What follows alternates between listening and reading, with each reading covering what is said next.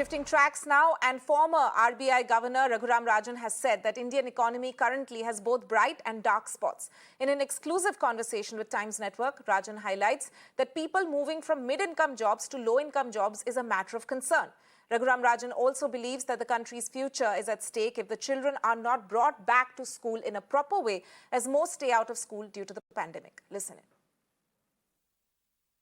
I think there are bright spots and dark spots in the Indian economy, and I think we should be aware of both. It's wrong to be overly pessimistic. It's wrong to be excessively optimistic.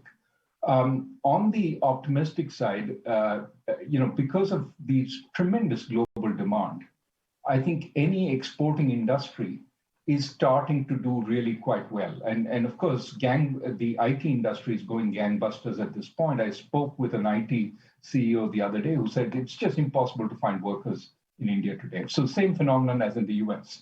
So that's benefiting from global demand. Also, maybe some of the larger companies have paid down their debts. They're showing high profits. They're now focusing more on automation. That's also increasing demand for IT in the country. So that's one side of it. We have a real problem with the lower end jobs that if people find going back to agriculture better than staying in the cities and doing those jobs because they've disappeared or they've shrunk, it is an enormous source of concern.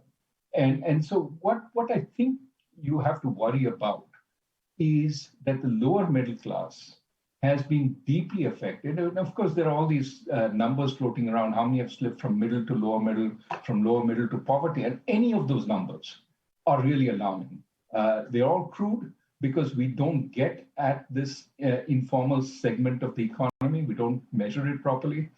But any numbers there are quite alarming. And you talk to small and medium enterprises, they are in a fair amount of difficulty.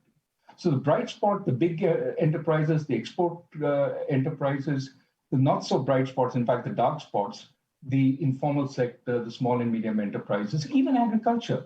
I mean, if you look at two-wheeler sales, for example, which is propped up, the lower end of the two-wheeler propped up by strong agricultural demand, even that is not showing up as strongly. So we have a real consumption problem. And that's because the lower end, less well-off segments of our population have done really quite badly in this recession. Look at consumption, for example. You said we've got back to where we were in terms of growth, but look at consumption. It fell tremendously last year, and it's come up only by about 6.8% this year. So it's below where it was. And consumption falling, while the upper middle class is growing quite strongly, means the lower middle class, as well as the poor, have suffered quite substantially.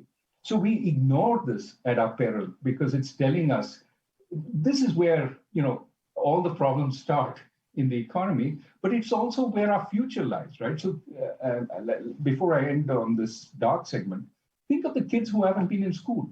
Sure. They've been out of school now in some states for 2 years. How do you get them back? And unless you have a pathway for getting them back into school, back into learning, they've actually fallen 3 years behind because they've forgotten a year worth of school, having not been in a proper school since then. And so when you get them back, their parents are going to say, where are you? What are you doing?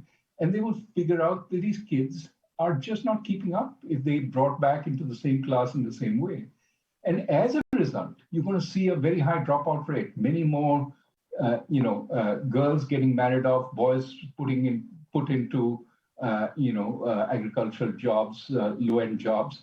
Our future is at stake if we don't bring these kids back into school in the proper way.